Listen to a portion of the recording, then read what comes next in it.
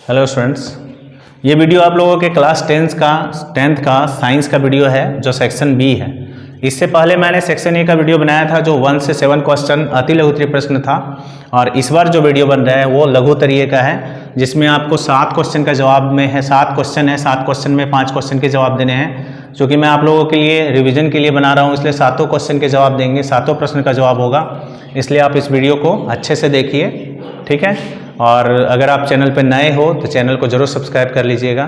तो देखिए, चलिए वीडियो को शुरू करते हैं। तो पहला क्वेश्चन देखिए क्या है। पहला क्वेश्चन है, 1 एम्पीयर की परिभाषा लिखिए। किसी परिपथ में धारा की गणना करें यदि 500 कूलाम आवेश 10 मिनट में इससे होकर गुजरता है, ठीक है। तो 1 एम्पीयर की परिभाषा लिखना है और धारा निकालना है। तो सबसे पहले देखिए क्या चीज़ है, यहाँ हम लोग जो एम्पीयर बोला जा रहा है, एम्पीयर का संकेत ए होता है, और ये है क्या, ये है विद्युत धारा का मात्रक। विद्युत धारा का ऐसा ही मात्रक है, ठीक है। समझ करके इसका परिभाषा हम लोग लिखते हैं। तो एक चीज़ याद रखना है कि विद्युत धारा का ऐसा ही मात्रक है। और विद्युत धारा की बात करें, अगर हम विद्युत धारा की बात करें तो विद्युत धारा क्या है, देखिए विद्युत धारा हो गया आवेशों का प्रवाह, आवेशों का प्रवाह। यानी अगर आप एम्पीयर की डिफिनीशन देना चाहते हैं तो आवेश से रिलेटेड होगा डिफिनीशन। तो सबसे पहले हम लोग बनाते हैं एक फिगर, उससे ज़्यादा समझ में आएगा। मान लेते हैं कि ये चालक है और इस चालक का ये अनुप्रस्थ काट है,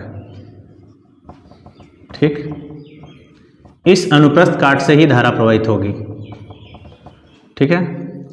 और ये जो धारा प्रवाहित होगी किस रूप में होगा, आवेश के रूप में। तो हम लोग यहाँ लिखेंगे आवेश, यानी आवेश प्रवाहित हो रहा है, और जो समय लगेगा वो समय इस चालक से प्रवाहित होने के समय ही समय लगेगा। तो यहाँ पर हम लोगों को समझना है, आप डिफिनीशन समझना है कि कैसे निकालेंगे। चूँकि हम लोग जो फॉर्मूला पढ़ते हैं वो फॉर्मूला होता है धारा बराबर आवेश बटे समय, ठीक है। तो धारा का मात्रक हो गया 1 एम्पीयर, आवेश का होता है 1 कूलाम और समय का होता है 1 सेकेंड। तो 1 एम्पीयर बराबर होगा 1 कूलाम प्रति सेकेंड, ठीक है। इसी से परिभाषा आप निकाल सकते हैं आसानी से। परिभाषा आप लिख भी सकते हैं और आपको समझ में भी इसी से आएगा। तो यहाँ पर समझना है कि अगर हम इस चालक से बताया अभी आपको कि चालक से धारा प्रवाहित होती है तो चालक के अनुप्रस्थ काट से प्रवाहित होती है, और अनुप्रस्थ काट से जब धारा प्रवाहित होती है तो आवेश के रूप में प्रवाहित होगी, आवेश के समूह के रूप में प्रवाहित होगी। तो आवेश जब प्रवाहित होगा अनुप्रस्थ काट से तब धारा बनेगा। तो डिफिनीशन आपके सामने है कि अगर हम 1 कूलाम आवेश अगर इस चालक के अनुप्रस्थ काट से 1 सेकेंड में प्रवाहित हो तो इस चालक से जो प्रवाहित धारा होगी वो होगी 1 एम्पीयर की। यही डिफिनीशन है। इसी डिफिनीशन को फिर से यहाँ लिख देते हैं हम, 1 एम्पीयर। आंसर होगा,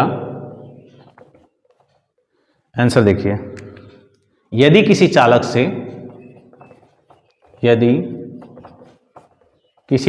के अनुप्रस्थ काट से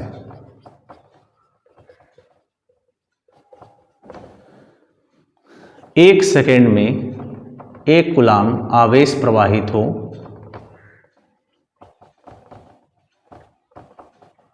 तो चालक से प्रवाहित धारा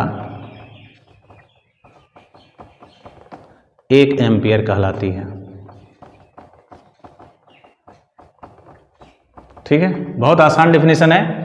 यानी किसी चालक के अनुप्रस्थ काट से अगर 1 सेकेंड में 1 कूलाम आवेश प्रवाहित हो, या इसी को बोल सकते हैं कि 1 कूलाम आवेश गुजरने में 1 सेकेंड का समय लगता है, तो उस चालक से प्रवाहित धारा जो होगी वो होगी 1 एम्पीयर की, ठीक है। डिफिनीशन आपका कंप्लीट हो गया, ठीक। अब अगला क्वेश्चन इसी में देखिए, इसी में इसका न्यूमेरिकल है। तो न्यूमेरिकल देखिए कैसे बनाते हैं। न्यूमेरिकल में क्या दिया हुआ है, क्वेश्चन है 500 कूलाम आवेश है। तो हम लोग यहाँ लिखेंगे प्रश्न से जो दिया हुआ है, प्रश्न से आवेश Q बराबर 500 कूलाम, ठीक। और समय दिया हुआ है, समय यानी कि टाइम दिया हुआ है कितना, 10 मिनट। तो इस 10 मिनट को हम लोग सेकेंड में बदल देंगे। तो यहाँ लिखेंगे क्या कि 10 गुना 60 सेकेंड, यानी हो जाता है 600 सेकेंड। अब हम लोग को निकालना क्या है, गुजरता है, धारा निकालना है। अतः धारा बराबर, इसलिए हम फॉर्मूला भी लिख दिए यहाँ पर, फॉर्मूला है आवेश अब बटे है समय। तो आवेश आपका है 500 बाय 600, 2 जीरो कट गया, यानी 5/6 एम्पियर। इसी को आप पॉइंट में निकाल सकते हैं, तो भाग देकर के पॉइंट में निकालेंगे तो देखिए कितना आता है,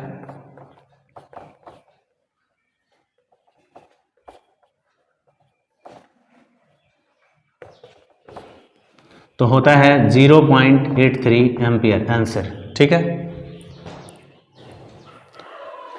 तो आपका दोनों क्वेश्चन एक साथ दिया हुआ था।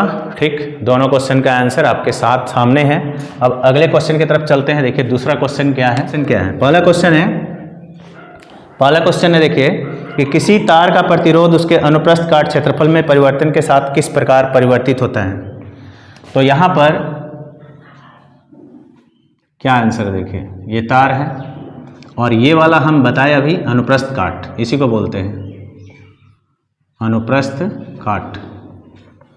तो कह रहे हैं कि तार का प्रतिरोध उसके अनुप्रस्थ काट क्षेत्रफल के में परिवर्तन के साथ किस प्रकार परिवर्तित होता है। तो इसका जो प्रतिरोध अपना गुण जो है, जिससे हम लोग पढ़े हैं, प्रतिरोध क्या है, प्रतिरोध है कि पदार्थ का वह गुण जो किसी चालक का वह गुण जो उसमें से प्रवाहित धारा का विरोध करता है, उसको हम लोग प्रतिरोध कहते हैं। तो यहाँ याद रखना है कि प्रतिरोध जो है, किसी चालक का प्रतिरोध अनुप्रस्थ काट क्षेत्रफल के व्युत्क्रमानुपाती होता है। ठीक है, यानी अनुप्रस्थ काट क्षेत्रफल के व्युत्क्रमानुपाती होता है। ठीक, इसका क्या मतलब, अगर हम संकेत में इसको लिखें तो R1/A होगा। ठीक, अनुप्रस्थ काट। तो इसका कहना क्या है कि अगर अनुप्रस्थ काट का क्षेत्रफल, देखिए व्युत्क्रमानुपाती का क्या मतलब होता है, यहाँ पर जो वर्ड इस्तेमाल हम किए उसका नाम है व्युत्क्रमानुपाती। तो व्युत्क्रमानुपाती का मतलब क्या होता है कि एक के बढ़ने से दूसरा घटेगा, मतलब एक राशि बढ़ेगी तो दूसरी घटेगी, ये रूल है इसका व्युत्क्रमानुपाती का। तो इससे क्या पता चलता है कि अगर अनुप्रस्थ काट क्षेत्रफल बढ़ेगा तो प्रतिरोध कम हो जाएगा, अनुप्रस्थ काट क्षेत्रफल अगर कम होगा तो प्रतिरोध बढ़ेगा। तो हम इस आंसर को, ये आपको समझाने के लिए बनाया डायग्राम। ठीक है, अब इसका आंसर क्या लिखेंगे, ए नंबर का आंसर है किसी चालक का प्रतिरोध अनुप्रस्थ काट क्षेत्रफल के व्युत्क्रमानुपाती होता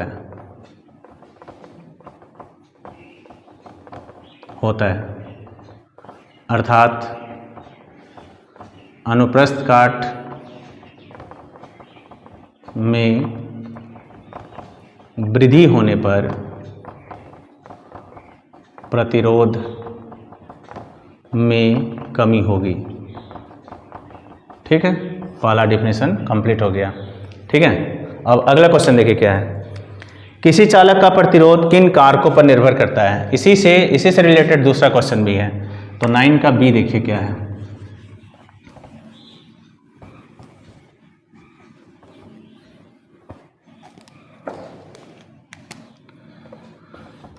किसी चालक का प्रतिरोध किन किन कारकों पर निर्भर करता है। तो ये चालक हम फिर से बनाते हैं, ये चालक है, इसका ये लंबाई हम लोग L ले लेते हैं। ठीक है, और ये जो है अनुप्रस्थ काट है, अनुप्रस्थ काट को हम लोग सूचित करेंगे A से, लंबाई है ये L।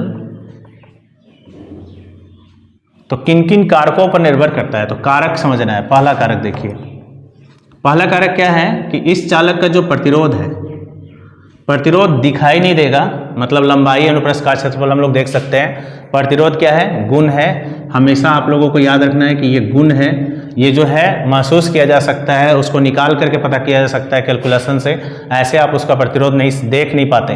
तो यहाँ पे क्या है, तो ये एक प्रकार का गुण है, प्रतिरोध जो है चालक का गुण है।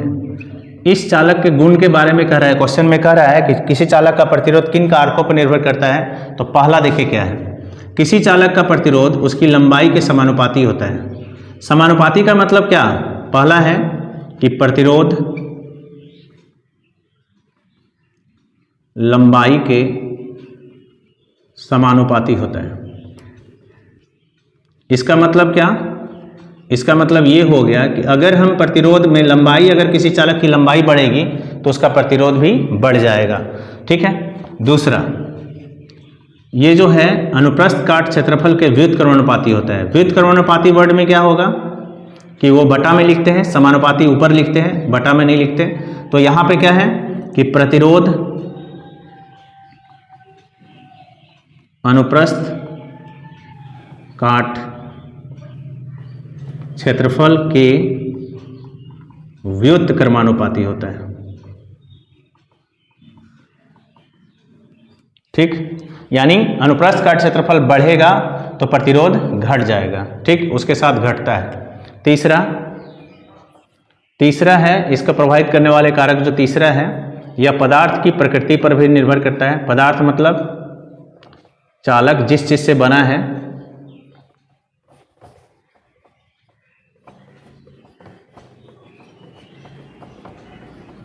निर्भर करता है, अर्थात अलग अलग पदार्थों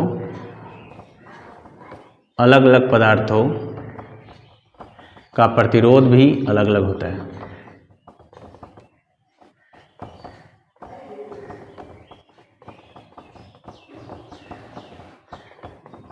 ना। एग्जाम्पल में जैसे अगर हम तांबा और चांदी ले तो चांदी का प्रतिरोध कम और तांबा का प्रतिरोध अधिक होगा। क्यों? क्योंकि यहाँ पर पदार्थ की प्रकृति भी निर्भर करती है किस पर, उसका प्रतिरोध जो है पदार्थ की प्रकृति पर भी निर्भर करता है। अगर हम दो तार ले ले, एक तांबा का और चांदी का, दोनों का लंबाई बराबर ले ले, अनुप्रस्थ काट क्षेत्रफल बराबर ले ले, फिर भी दोनों में क्या होगा, मतलब देख लीजिए कि हम जान रहे हैं कि ये दोनों पर डिपेंड कर रहा है और दोनों बराबर ले लिए, लेकिन फिर भी हम देखेंगे कि चांदी में क्या होगा, धारा के प्रवाह जो अधिक तेजी से होगी और तांबा का प्रवाह कम तेजी से होगा, क्योंकि तांबा का प्रतिरोध क्या होता है, चांदी के प्रतिरोध से अधिक होता है। ठीक है, इसलिए पदार्थ की प्रकृति तीसरा पॉइंट हो गया।